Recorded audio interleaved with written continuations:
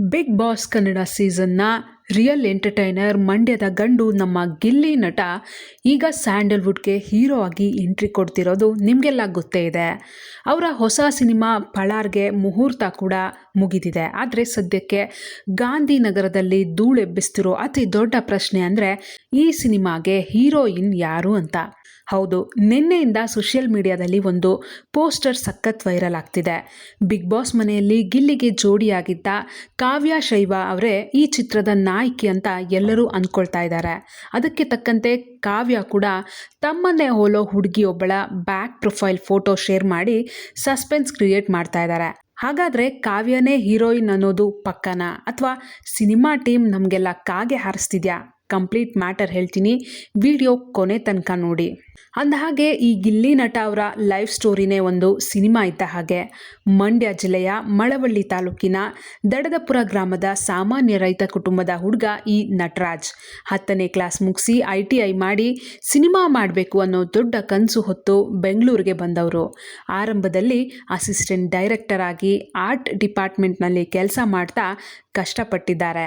ಯಾವಾಗ direction chance ಸಿಗಲಿಲ್ವೋ ಧೃತಿಗೆಡದೆ ತಮ್ಮ ಊರಿನವರನ್ನೇ ಇಟ್ಕೊಂಡು ಯೂಟ್ಯೂಬ್ನಲ್ಲಿ ಕಾಮಿಡಿ ಸ್ಕಿಟ್ ಮಾಡೋಕೆ ಶುರು ಮಾಡಿದ್ರು.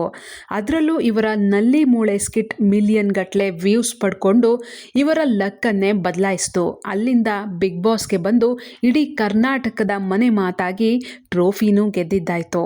ಈಗ ಗಿಲ್ಲಿ ನಟ ಚಂದ್ರಮೋಹನ್ ನಿರ್ದೇಶನದ ಪಳಾರ್ ಅನ್ನೋ ಪಕ್ಕಾ ಕಾಮಿಡಿ ಸಿನಿಮಾದಲ್ಲಿ ಮಂಡ್ಯದ ಹಳ್ಳಿ ಹೈದನಾಗಿ ಕಾಣಿಸ್ಕೊಳ್ತಾ ಇದ್ದಾರೆ. ಇನ್ನು ಈ ಸಿನಿಮಾದ ಹೈಲೈಟ್ ಅಂದರೆ ಜನನಾಯಕನ್ ಮತ್ತು ಯಶ್ ಅವರ ಟಾಕ್ಸಿಕ್ನಂಥ ಬೃಹತ್ ಸಿನಿಮಾಗಳನ್ನು ನಿರ್ಮಿಸ್ತಾ ಇರೋ ದೈತ್ಯ ಸಂಸ್ಥೆ KVN ಪ್ರೊಡಕ್ಷನ್ ಈ ಚಿತ್ರಕ್ಕೆ ಬಂಡವಾಳ ಹಾಕ್ತಾ ಇದೆ. ಹೈಟ್ ವೇಟ್ ಇರೋ ಹೀರೋಗಳಿಗಿಂತ ಗಿಲ್ಲಿ ಅವರ ಟ್ಯಾಲೆಂಟ್ ಮತ್ತು ಫ್ಯಾನ್ ಫಾಲೋಯಿಂಗ್ ನಂಬಿ KVN ಸಂಸ್ಥೆ ಮುಂದೆ ಬಂದಿರೋದು ನಿಜಕ್ಕೂ ಗ್ರೇಟ್ ಅಲ್ವಾ? ಇಷ್ಟೆಲ್ಲ ದೊಡ್ಡ ಬಡ್ಜೆಟ್ ಇರೋ ಸಿನಿಮಾಗೆ ನಾಯಕಿ ಯಾರಾಗ್ತಾರೆ ಅನ್ನೋದೇ ಸದ್ಯದ ಕುತೂಹಲ.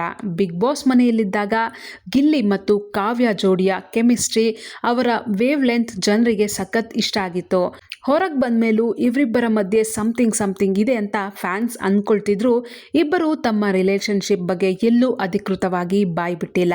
ಆದರೆ ಈ ಜೋಡಿಗಿರೋ ಕ್ರೇಜ್ ಬಳಸಿಕೊಳ್ಳಲು ಸಿನಿಮಾ ಟೀಮ್ ಕಾವ್ಯ ಶೈವ ಅವರನ್ನೇ ನಾಯಕಿಯಾಗಿ ಆಯ್ಕೆ ಮಾಡುವ ಸಾಧ್ಯತೆ 90% ಅಂತ ಹೇಳಲಾಗ್ತಿದೆ.